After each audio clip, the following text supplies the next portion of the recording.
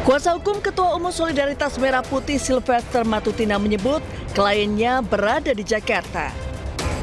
Sebelumnya, Kejaksaan Negeri Jakarta Selatan mencari keberadaan relawan Jokowi itu untuk segera dieksekusi. Bahkan massa berdemo menuntut Sylvester segera ditangkap. Namun, kuasa hukum Sylvester mengklaim kasus Sylvester sudah kadaluarsa sehingga tidak dapat dieksekusi. Bahkan pihaknya berencana mengajukan peninjauan kembali untuk kedua kalinya. Pak Sylvester yang intinya ada di Jakarta. Itu dulu saya jelaskan ya. Intinya ada di Jakarta terkait dengan eksekusi yang akan dilaksanakan oleh Kejaksaan. Sebenarnya aliansi dari Aruki itu telah menggugat Kejaksaan Negeri Jakarta Selatan di Pengadilan Jakarta Selatan dan jelas gugatannya ditolak. Artinya apa? Eksekusi tidak perlu dilaksanakan lagi. Itu yang perlu saya sampaikan.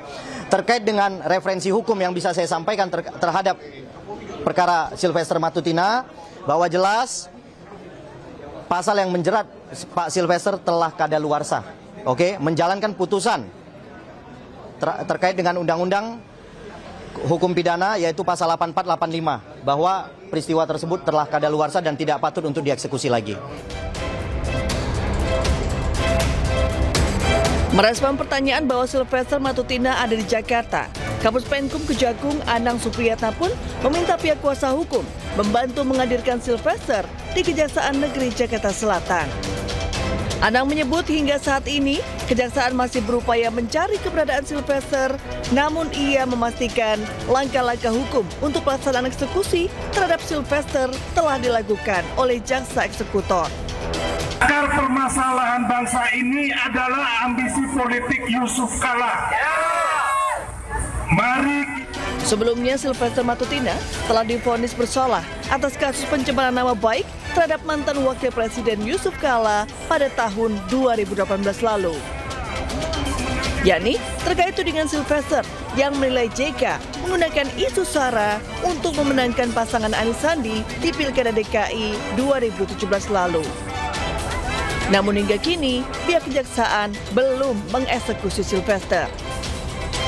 Dari Jakarta, Amrina Rida, Dede Rudi, iNews melaporkan. Sementara itu pemirsa, sidang pra-peradilan mantan Mendikbud Nadiem Makarim kembali digelar hari ini di Pengadilan Negeri Jakarta Selatan. Agenda sidang masuk tahap pembacaan kesimpulan dari pihak pemohon dan termohon sebelum hakim menjatuhkan putusan.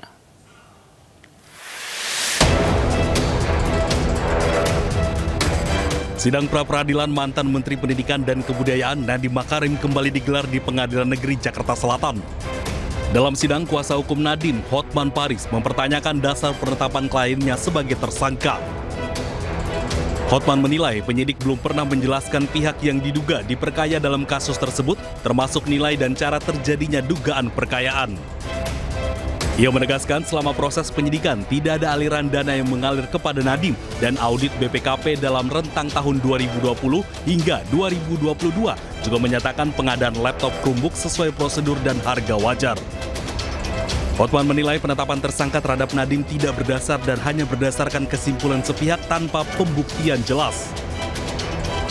Kalau ada kerugian negara, hitung-hitungannya mana? Hitung-hitungannya mana? Belum lagi audit resminya. Ini hitung-hitungannya pun nggak ada. Jaksa mengatakan buktinya diekspos. Ada memang berita acara ekspos, tapi hitung-hitungannya nggak ada. Masih ditulis akan dihitung. Jadi sudah ditetapkan tersangka, bahkan ditahan, belum tahu hitung-hitungannya ada. Kalau hitung-hitungannya lagi dihitung, kan bisa nol, bisa tidak ada, bisa ada gitu kan. Sementara itu, penyidik Kejaksaan Agung selaku pihak termohon dalam sidang, Roy Riyadi, menegaskan penetapan tersangka terhadap Nadiem sudah sesuai dengan prosedur hukum. Tadi udah kita bacakan poin-poinnya dalam kesimpulan kami. Pertama, bahwasanya penetapan tersangka atas pemohon itu sudah sesuai dengan peraturan dan prosedur. Pihak Kejagung pun mengaku sudah menyita sejumlah dokumen dan barang bukti elektronik yang dinilai relevan untuk menetapkan Nadiem sebagai tersangka. Dari Jakarta, Wenda Nura, Yudi Richard, iNews melaporkan. Pemirsa, pengemudi ojek online yang berjuluk Driver 001 Mulyono bersama 11 rekannya mendatangi sidang pra-peradilan Nadiem Makarim di Pengadilan Negeri Jakarta Selatan. Kehadiran mereka untuk memberikan dukungan moral kepada Nadiem.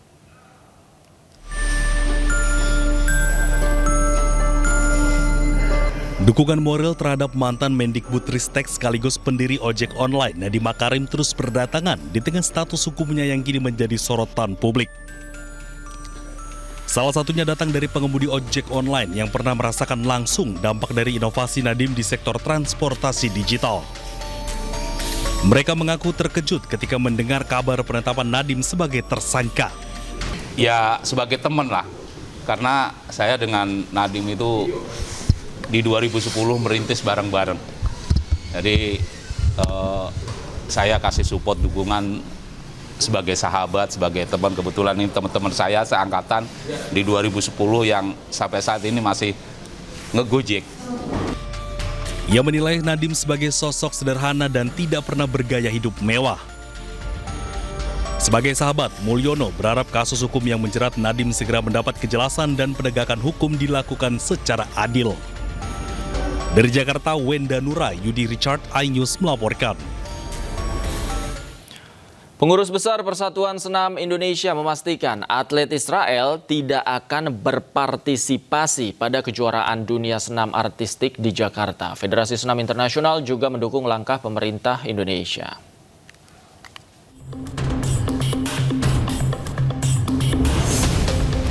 Atlet gimnastik Israel dipastikan tidak akan datang ke Indonesia dalam kejuaraan dunia senam artistik yang digelar di Jakarta pada 19 hingga 25 Oktober 2025.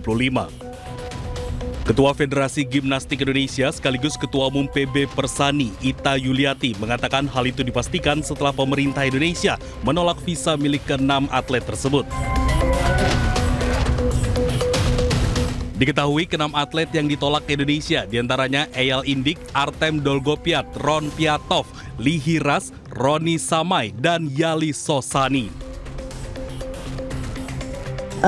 Mereka dipastikan tidak akan hadir, ya, karena secara visa juga sudah di-cancel.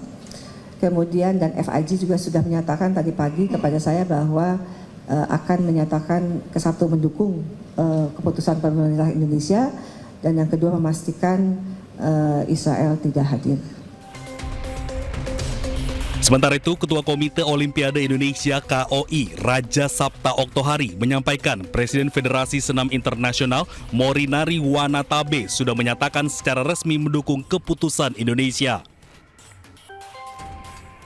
Presiden Watanabe juga sudah menyampaikan langsung kepada saya bahwa sepenuhnya keluarga besar FIG mendukung semua keputusan yang diambil oleh pemerintah Indonesia. Sehingga insya Allah atas dukungan dari semua pihak, kita akan sama-sama nanti menjadi saksi sejarah untuk pertama kali kejuaraan dunia World Championship Gimnastik bisa terlaksana dengan baik di Jakarta. Adapun kejuaraan dunia senam artistik ini digelar di Indonesia untuk pertama kalinya di Jakarta pada 19 hingga 25 Oktober 2025 di Indonesia Arena GBK Jakarta.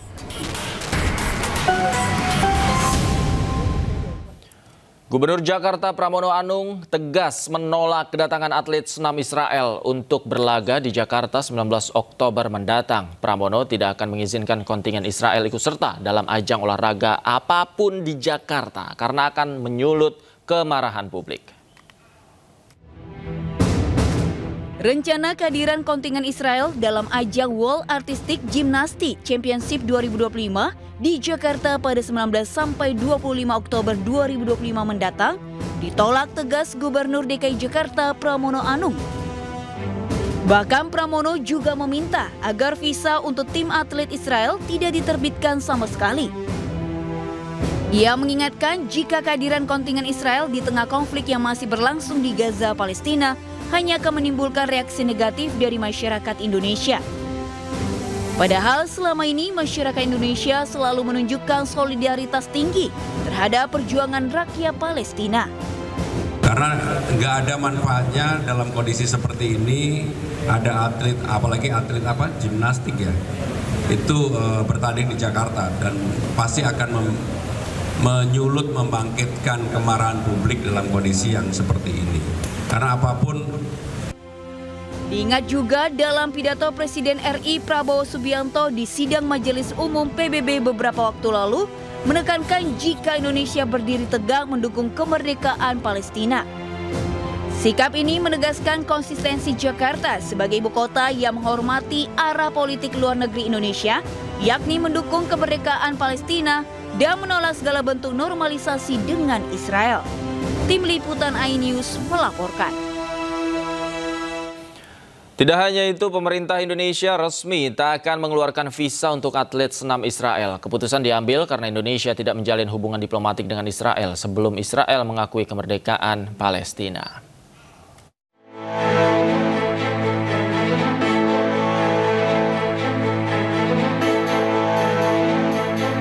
Gelaran senam artistik dunia yang digelar di Jakarta kemungkinan tidak akan diikuti oleh atlet senam asal Israel.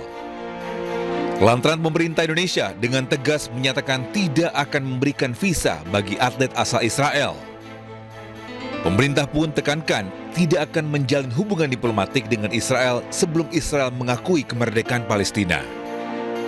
Pemerintah Indonesia tidak akan memberikan visa kepada atlet Israel yang berniat untuk hadir di Jakarta mengikuti kejuaraan senam artistik dunia yang akan diselenggarakan pada tanggal 19 sampai dengan 25 Oktober yang akan datang.